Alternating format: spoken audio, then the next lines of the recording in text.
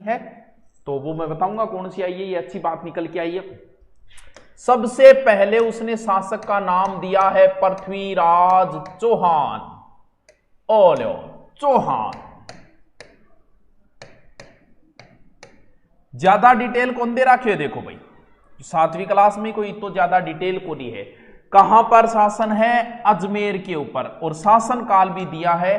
पृथ्वीराज जो है वो एक महान शासक हुए हैं, तो आप इनका शासन काल भी याद कर लेना। वैसे राजस्थान के 5-7 शासक है जिनके शासन काल जरूर याद कर लेना, सभी के नहीं याद करने, सभी के नहीं पूछे जाते और याद भी नहीं रहते। देखो क्या कि हम लोग तो रोज पढ़ाते हैं इसलिए याद रह जाते हैं, लेकिन आपके नहीं रहेंगे। महान महान जो शासक हुए हैं जैसे महाराणा संग्राम सिंह है, पृथ्वीराज चौहान है, महाराणा कुंभा है, महाराणा प्रताप है, तो इन मालदेव है, इन शासकों के बारे में कई बार पूछ लिया जाता है, तो इनको थोड़ा सा आप ध्यान रखें, ठीक है।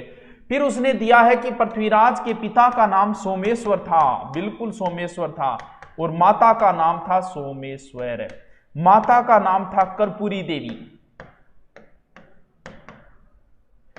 और फिर उसने दिया है कि पृथ्वीराज चौहान को 6 भाषाओं का ज्ञान था। 6 कौन सी है भी, 6 भाषाओं का ज्ञान था। अब देखो काम के प्रश्न देखो इतने में क्या निकला है। पृथ्वीराज के दरबार में विद्यापति, वागीश्वर, जयानक, जनार्दन, विश्वरूप, चंद्रवरदाई व पृथ्वीभट्ट, जबकि पृथ्वीभट्ट चंद्रवरदाई को बोलते हैं, जबकि अलग से नाम और दे रखा है चंद्रवरदाई व पृथ्वीभट्ट। पृथ्वीराज चौहान के दरबार में कौन कौन से, विद्यापति, वागीश्वर, जनार्दन, विश्वरूप और चंद्रवरदाई, यहां याद कर लो, बहुत इंपॉर्टेंट है। पृथ्वीराज के दरबार में विद्यापति, वागीश्वर, जनार्दन, विश्वरूप और चंद्रवरदाई नामक विद्वान थे। अरे लाइट बंद करो रे, मार दिया। हाँ, पृथ्वीराज के दरबार में विद्यापति, वागीश्वर, जनार्दन, विश्वरूप और चंद्रवरदाई और पृथ्वीभट्ट अलग दे रखे भाई। बंद करो यार, मारोगा का बंद करो, कहीं ऊपर की गिरो, बंद करते हैं। हाँ अब देखो इतनी बात लिखेड़ी है पृथ्वीराज, हाँ एक और लिखे पृथ्वीराज रासो चंद्रवरदाई ने लिखा, सबको पता है। फिर पे लिखे पृथ्वीराज चौहान बहुत वीर थे, साहसी थे, पराक्रमी थे, तो वहां से कोई क्वेश्चन पुटअप नहीं होता, क्योंकि 7वीं क्लास में तो इसी बातें लिखनी पड़ेगी। बस जो 7वीं क्लास में दे रखा है उसमें से ये 4 बातें निकल के बाहर आई, तभी तो बिना पढ़े ही ज्ञान दे देते हैं कि माध्यमिक शिक्षा बोर्ड की राजस्थान अध्ययन पढ़ लो, जबकि मैंने नहीं कहा कभी कि पढ़ लो इनको। क्यों? क्योंकि पृथ्वीराज चौहान 1.5 पेज का है कम से कम। प्रारंभिक इसकी विजय, नागार्जुनों का जन्म, भंडानकों का दमन, महोबा विजय, भीमदेव सेकंड के साथ संबंध, गढ़वालों के साथ संबंध, तराइन, इतनी बातें हैं और यहां बात है 4। तब मना करता हूं मैं कि इन किताबों को मत पढ़ो, कोई अच्छी सी गाइड ले आओ, एक कोई भी गाइड ले आओ, उसमें पूर्णतः विवरण मिल जाएगा। अब उस गाइड से आप कौन सी आपके पास घटिया से घटिया गाइड है, 4 उससे भी 10 गुना कम लिखा हुआ है। तब कहते हैं बिना देखे एक दूसरे, यूट्यूब पे क्या होता है, एक जो बातें बताता है उसी की कॉपी अनडायरेक्ट दूसरा कर लेता है। राजस्थान अध्ययन पढ़ लो, ये पढ़ लो, अरे राजस्थान अध्ययन की पुस्तकों में मैटर नहीं है, देख लो कितना मैटर निकल के आए। तब मना करता हूं मैं, क्योंकि मैंने पढ़ी है इन चीजों को। के बहुत फास्ट चल रहे हैं कमेंट, क्या पढ़ूं तुम्हें? 1 मिनट में थारा कमेंट पढ़ लू कि आज बोला इतना कमेंट क्या आ रहे हैं। क्यों बनाती हो तुम रेत के महल जिसे एक रोज हंसाई रहा हूं कि एक ना तो। हाँ के ट्विटर पर है, चलो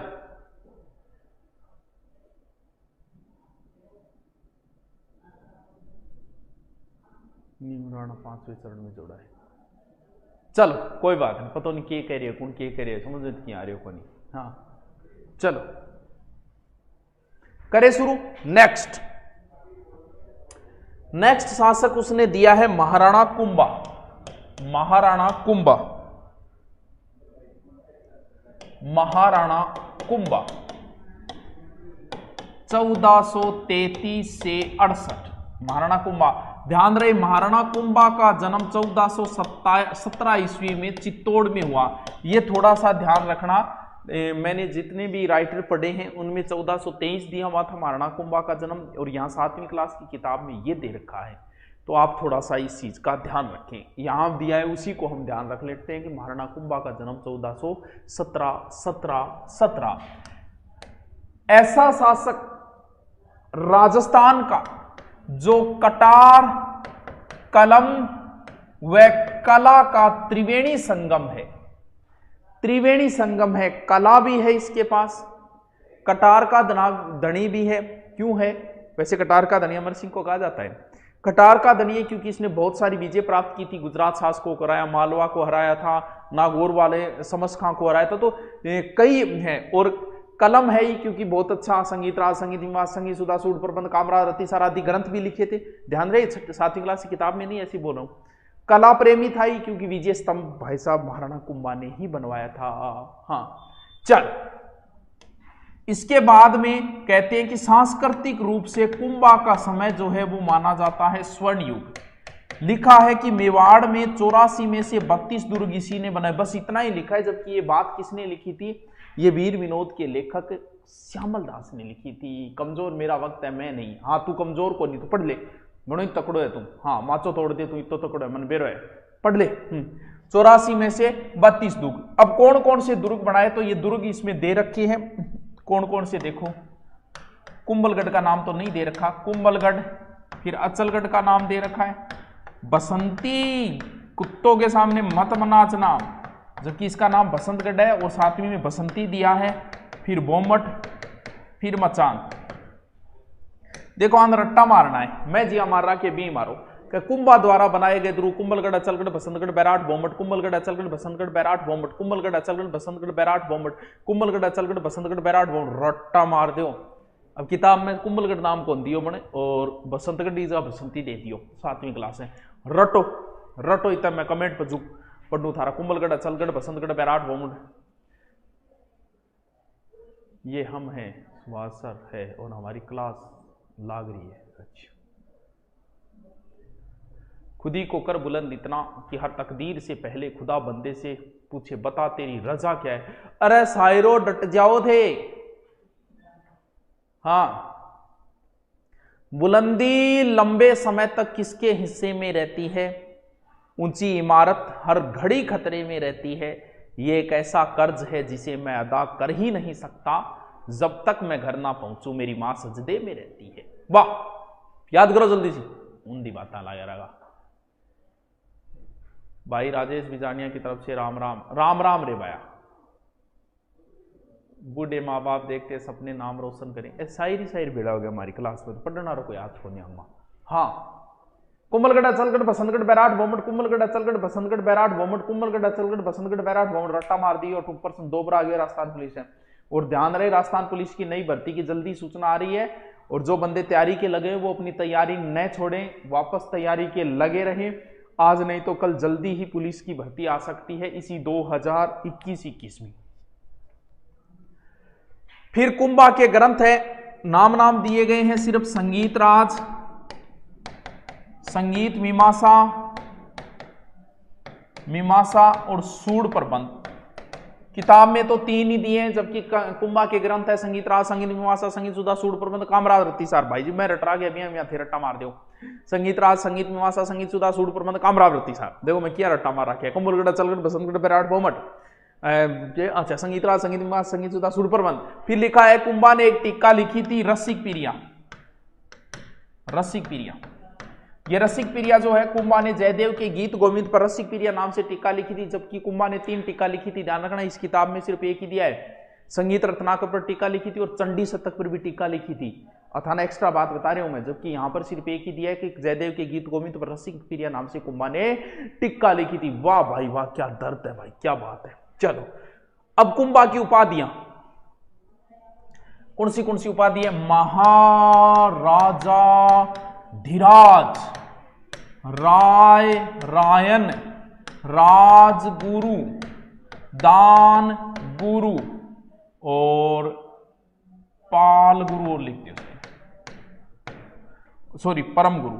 और फिर चापगुरु। मत बिया रट राखी है, देखो ऐती डेढ़ी है 7वीं क्लास, जबकि मैं रट राखी है कुंभा की उपाधियां जो अभिनव भट्टाचार्य है, राणो रासो, हिंदू सुल्तान, हा हा हा हाल तू जलाल, तू हाल गुरु, दान गुरु, छाप गुरु, चाप गुरु, राजगुरु, शैल गुरु, परम गुरु। अब बताओ क्या रट राखी है, मैं बियो बिया रट दो, रट्टा मार दो की कौन बड़े समझो समझो की को नहीं है, बूढ़िया भ्रांति फैला रखी है, ब्यू बच्चों आपने तो रट्टा मार दो, कुमलगढ़, अच्युतगढ़, बसंतगढ़, बैराट होमठ।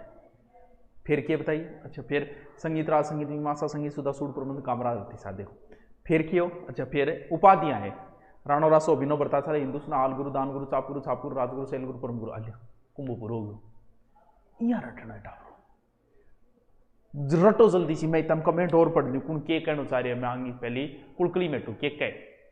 25 अप्रैल को महावीर जयंती होने के कारण जैन समाज से अपील है कि रीट 2021 परीक्षा तिथि में परिवर्तन होने की संभावना। मुख्यमंत्री जी अशोक गहलोत के नियमानुसार से कार्रवाई हेतु प्रमुख शासन सचिव स्कूल शिक्षा। अच्छा लक्ष्मण बिश्नोई, चलो ठीक है हो जैसी।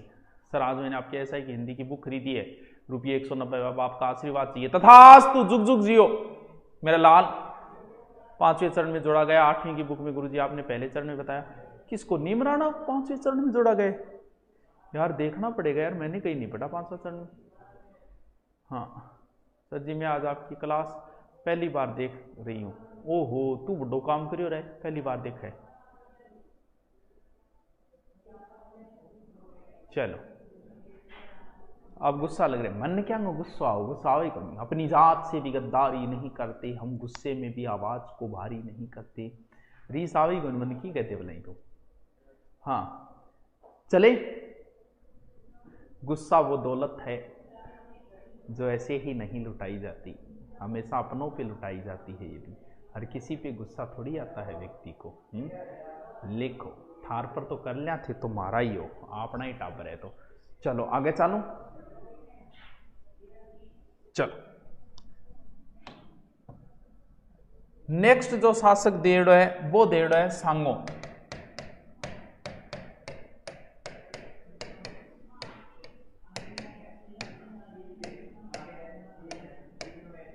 ठीक है, लिखा है कि रायमल का पुत्र था और 80 घाव थे।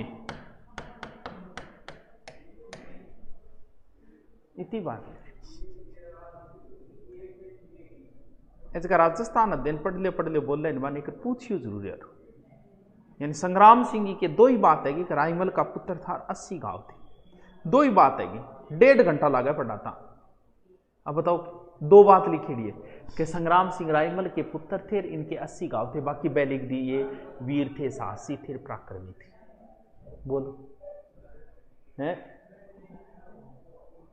चलो नेक्स्ट शासक दिया है मालदेव। 1532 से 62। लिखा है कि राव गंगा का ज्येष्ठ पुत्र था। इसका समय मारवाड़ के इतिहास का शौर्य युग कहलाता है। यह थोड़ी सी ध्यान रखना, एक अच्छी बात है। मालदेव का समय मारवाड़ इतिहास का शौर्य युग कहलाता है। मालदेव के इतिहास का शौर्य युग कहलाता है। किसका समय? मालदेव का समय। लिखा है कि मालदेव 52 युद्ध किए व 58 परगनों पर अधिकार किया। यह भी अच्छी बात है क्योंकि मालदेव को 52 युद्धों का विजेता भी बोला जाता है। 100 युद्धों का विजेता है समुद्रगुप्त, जिसके 100 घाव थे, 80 घाव थे महाराणा सांगा के। तो 52 युद्धों का विजेता व 58 परगना। सर्वप्रथम इसने भद्राजुन को जीता। लिखा तो इतना ही है कि भद्राजुन को जीता, जबकि भद्राजुन जो है वो वीरा को हरा के भद्राजुन को जीता था। फिर लिखा है कि इसने नागौर, मेड़ता, सिवाना, बीकानेर इन पर भी अधिकार कर लिया था। मेवाड़ में सर्वाधिक दुर्ग कुंभा ने बनवाए थे, ध्यान रहे। और मारवाड़ में जो सर्वाधिक दुर्ग है वो मालदेव ने बनवाए थे। कौन कौन से दुर्ग? सोजत गढ़ पड़े, पाली, मालकोट, मेड़ता और पोखरण दुर्ग, जो हर्राय भाटी को बाद में चंद्रसेन ने किराए पर दिया था। वो मालदेव को फारसी इतिहासकारों ने हसमत वाला राजा कहा। हसमत वाला राजा, हसमत का अर्थ होता है हसमत वाला राजा, हसमत का अर्थ होता है ताकतवर राजा। आले मालदेव जी की इतनी बात दे रही है टावरो, मालदेव जी की इतनी बात दे रही है टावरो। किन गया रे। हाँ, ज्योति टीकरा ने क्यों खराब करे, पढ़ने दे। ए ललित की 100 रुपया दे, तू ज्योति ने समझानो रहने दे, तू तेरो ध्यान ले ले, तेरो ध्यान ज्योति पर जा रहे हो दिखे। गुरुजी फिर थे क्यों पढ़ा रहा छो, गुरुजी फिर आप क्यों पढ़ा रहे हो। के करा तो सगला बोलिया के मैं मुझे देखा तो शुरू बीस ही है, पढ़ाई देखा बात निकले चार। अब तो चालू कर दियो, पूरा करा, बाद में कोई नई चीज उठाऊंगा। हाँ चलो, आज टेलीग्राम पर जो आंसर की डाली है वो गलत है, उसमें सुधार करके दोबारा डालो।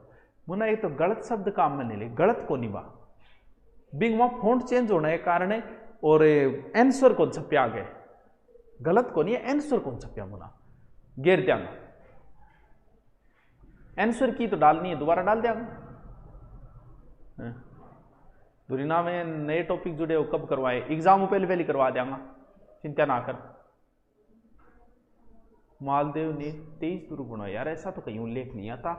हाँ चलो आगे चले। नेक्स्ट जो शासक दिया है वो दिया है किसको, वो दिया है महाराणा प्रताप को। महाराणा प्रताप 1572 से 97 लिखा है कि महाराणा प्रताप महाराणा उदय सिंह के ज्येष्ठ पुत्र थे, और इनका जन्म जो है वो 9 मई 1540 कुंभलगढ़ में हुआ। बस इतना ही लिखा है, बाकी कुंभलगढ़, बादल महल, जूना कचहरी ऐसा कुछ नहीं लिखा गया है। और फिर लिखा है कि महाराणा प्रताप का राज्याभिषेक 28 फरवरी 1572 कहां हुआ, यह भी नहीं लिखा गया है। एक चीज यहां मुझे बहुत अच्छी निकल के आई, बहुत अच्छी, जो मैंने आज तक कहीं नहीं पढ़ी थी, ये एक नई चीज निकल के आई। क्या निकल के आई, नाम है विश्व वल्लभ। विश्व वल्लभ कहते कि महाराणा प्रताप संकटकालीन समय में कृषि और वहां की व्यवस्था की थी, किसके, वनों के विकास की। और कहते हैं कि उन्होंने उस समय किताब लिखवाई थी जिसका नाम है विश्व वल्लभ, यानी अपना संघर्ष लिखवाया गया है, महाराणा प्रताप ने स्वयं लिखवाया। ये मैंने पहली बार पढ़ा है कि विश्व वल्लभ के अंदर, इस चीज को थोड़ा सा ध्यान रखिए, नई चीज निकल के आई है, स्क्रीनशॉट ले लेना इसका। विश्व वल्लभ महाराणा प्रताप से संबंधित है, क्योंकि हर प्रश्न पूछा जा चुका है इनका, तो ये भी पूछने लायक क्वेश्चन है, पूछा जा सकता है। बस इतनी बातें दी गई है महाराणा प्रताप सिंह की। ये लो जी, आ लेटा ब्रो, आ लेटा ब्रो।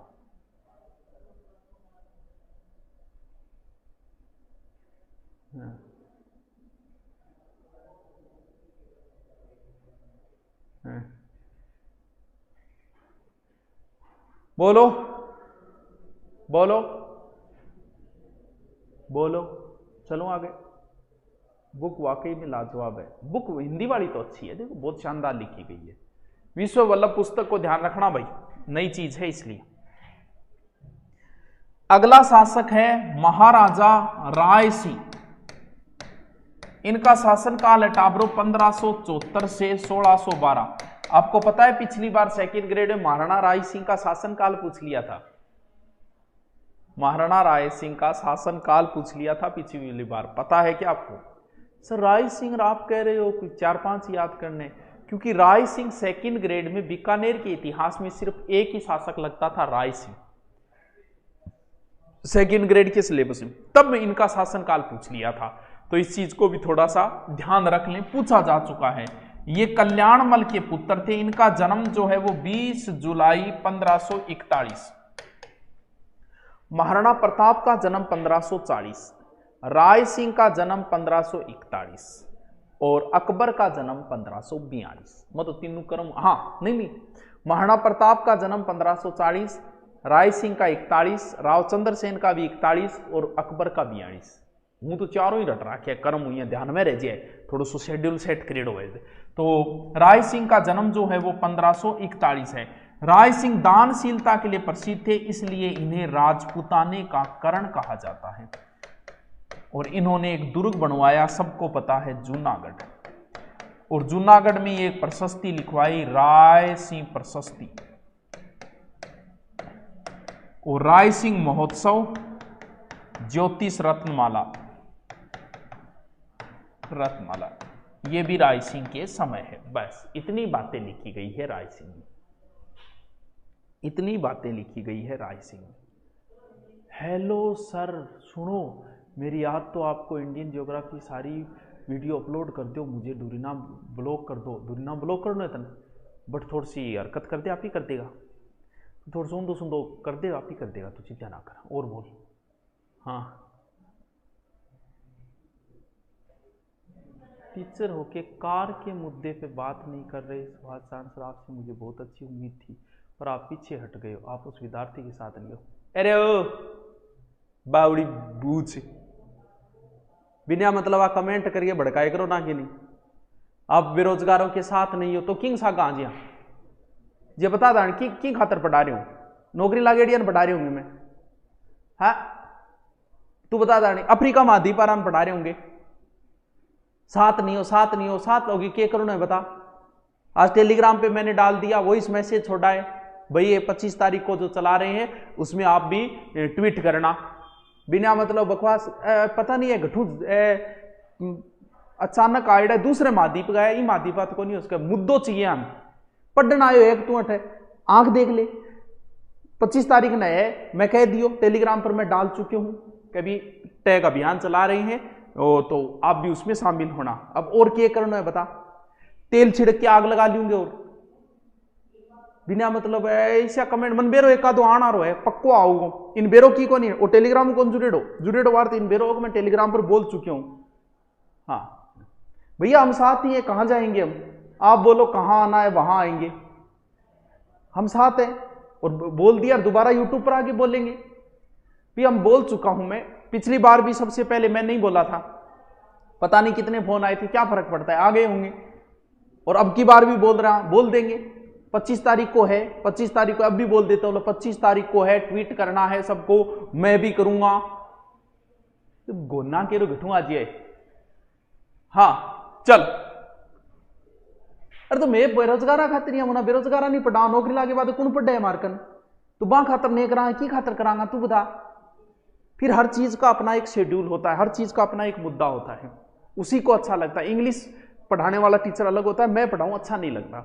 ये बेरोजगारी से संबंधित जो मुद्दे हैं इसके लिए अलग से अध्यक्ष बने हुए हैं, बेरोजगार संघ के अध्यक्ष है, ये उनकी जिम्मेवारी, वो जैसे कहेंगे हम उनके साथ है, वो कहेंगे कि सर आर्थिक सहायता करो हम उनके साथ है, उन्होंने कहा कि सर एक बार आप आइए हम वहां आंदोलन करने, तो भी हम उनके साथ हैं। और हमसे जितना होगा यूट्यूब पे हम बच्चों को बोलेंगे कि भाई करो, आप भी करो, ताकि सरकार थोड़ा सा चले। हाँ चलो, जनता का अपमान करे वो शासक धर्म नहीं होता, और मद सत्ता का चर्चा तक सच्चा कर्म नहीं होता। हो सकता है